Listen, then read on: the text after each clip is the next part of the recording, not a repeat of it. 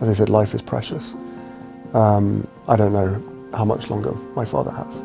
After years of silence and tension, Prince Harry finally stood face to face with King Charles. But was this the start of forgiveness? Or just another royal performance? Think about it. Harry hadn't seen his dad in almost 2 years. No catch-ups, no family dinners, not even a quick visit. Then out of nowhere, boom, his car pulls up outside Clarence's house in London, the King's home, on a random Wednesday. Charles had literally just wrapped up an official audience earlier that day, so the timing couldn't have been more on the nose. And this wasn't some staged royal photo shoot either. No press lineup, no official smiles, just Harry quietly slipping back into the world he walked away from. Honestly, it felt less like a family get-together and more like the opening scene of a Netflix drama. So why now? After 20 months of no face-to-face contact, what suddenly pushed Harry to knock on his dad's door? Some people reckon it's genuine love, others say it's guilt, and plenty are calling it straight-up PR. Like, come on, the guy knows the cameras are always watching. Film me if you'd been blanking your dad for nearly 2 years. Would you just turn up at his house like this? Or wait until he swallowed his pride and called you first? To really get why this reunion matters,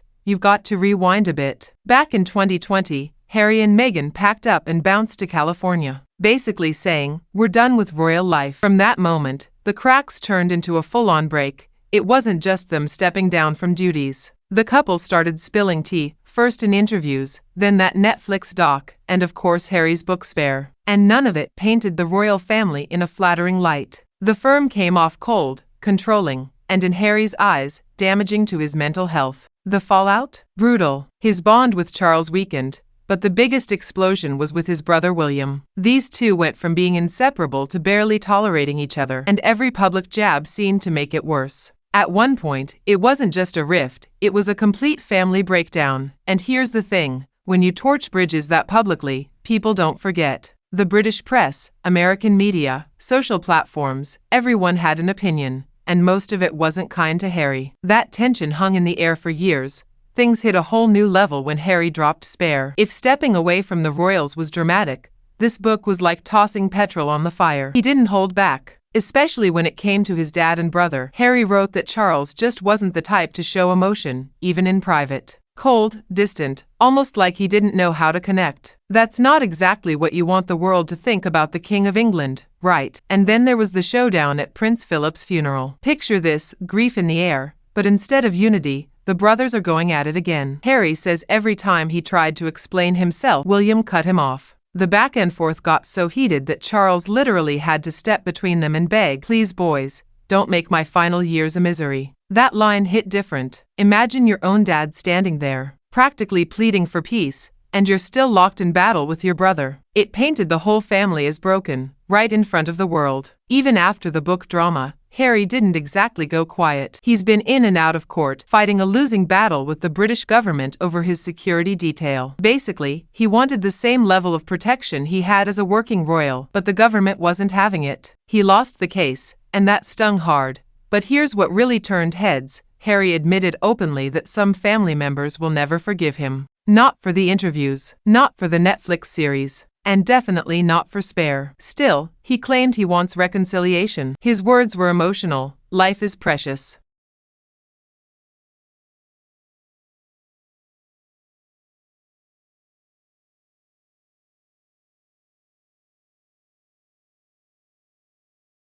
I would love reconciliation with my family.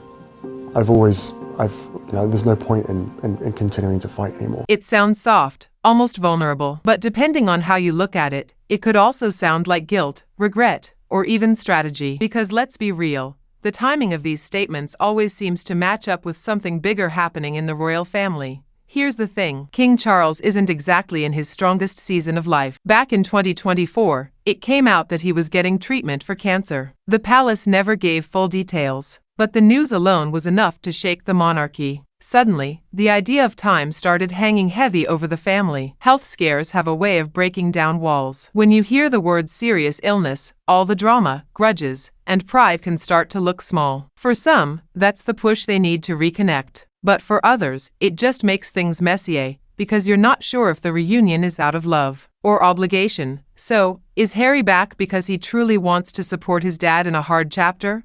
or because he knows the public would crucify him if he didn't show up? That's the part nobody can really answer yet. Harry didn't just pop into London out of the blue. His visit lined up with the anniversary of Queen Elizabeth II's death and his charity appearances. Then, suddenly, he's at Clarence's house. Coincidence? Or was the timing meant to send a message? Some people say it was heartfelt, a nod to family and legacy. Others say it reeks of strategy, because Harry knows the cameras are always rolling. So here's the big question. Does this reunion actually change anything? On one hand, it could be the first step towards thawing the ice between Harry and his family. If Charles is willing to let him back in, maybe there's hope for William too. But let's be real, trust in the royal family doesn't grow back overnight. Harry's spilled too much, and the wounds cut deep. If they forgive him, it might show unity to the world. If they don't, the monarchy keeps looking divided and fragile. And then there's the bigger picture, the crown itself. Every headline about family drama chips away at the royal image. A reconciliation might patch things up,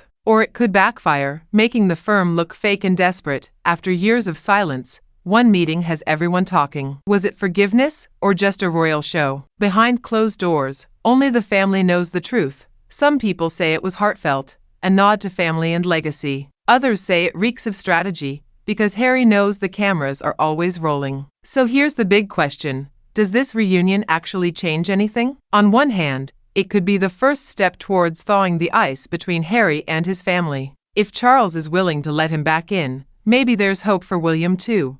But let's be real, trust in the royal family doesn't grow back overnight. Harry's spilled too much, and the wounds cut deep. If they forgive him, it might show unity to the world. If they don't, the monarchy keeps looking divided and fragile. And then there's the bigger picture, the crown itself. Every headline about family drama chips away at the royal image. A reconciliation might patch things up, or it could backfire, making the firm look fake and desperate. After years of silence, one meeting has everyone talking. Was it forgiveness, or just a royal show? Behind closed doors, only the family knows the truth.